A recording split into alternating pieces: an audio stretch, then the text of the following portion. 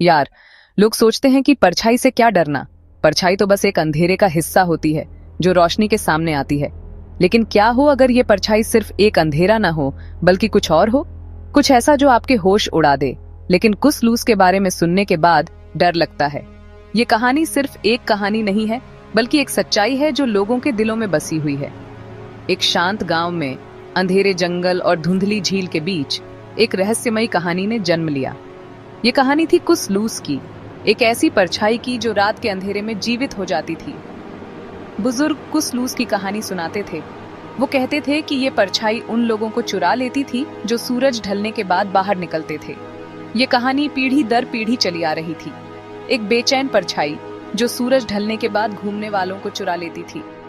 ये परछाई किसी को भी नहीं छोड़ती थी, चाहे वो कितना भी बहादुर क्यों ना हो। ज्यादातर लोग इसे कहानी समझते थे, एक पुरानी दंतकथा जो डराने के लिए बनाई गई थी। लेकिन कुछ लोग थे जिन्होंने इसे गंभीरता से लिया।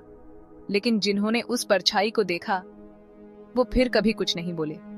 उनकी आंखों में एक अजीब सा डर था, जैसे उन्होंने कुछ ऐसा देखा हो जो शब्दों में बयां नहीं किया जा सकता। वो फिर कभी कुछ नहीं बोले। उनकी चुप्पी ही उनकी कहानी कहती थी। ये चुप्पी एक चेतावनी थी, एक संकेत कि कुछ लूस सिर्फ एक कहानी नहीं थी। एक शाम रवि, एक शक्की ट्रैवलर, गांव में आया। वो एक साहसी व्यक्ति था जो किसी भी चुनौती को स्वीकार करने के लिए तैयार था।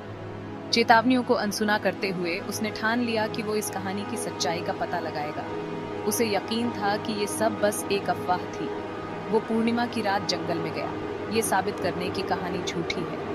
उसकी हिम्मत और जिज्ञासा उसे अंधेरे जंगल की ओर खींच ले गई। जंगल के किनारे पर हवा ठंडी हो गई।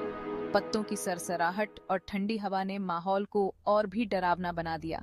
पेड़ ऊंचे और डरावने थे, जैसे वो आसमान को छूने की कोशिश कर रहे हों। हर कदम के साथ रवि का दिल तेजी से धड़कने लगा। उनकी टेढ़ी मेढ़ी शाखाएं आसमान को छू रही थीं।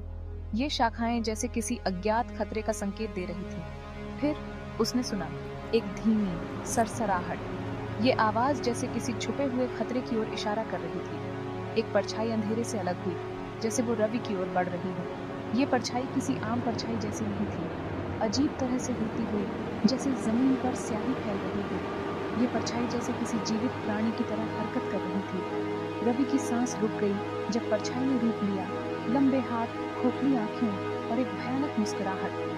ये दृश्य इतना भयानक था कि रवि की हिम्मत जवाब दे गई। तुम्हें नहीं आना चाहिए था। ये फुसफुसाते हुए उसकी आवाज रवि के कानों में घुस गई। ये आवाज जैसे उसकी आत्मा को चीर रही थी। ये फुसफुसाते हुए उसकी आवाज रवि के कानों में घुस गई। रवि को ऐसा लगा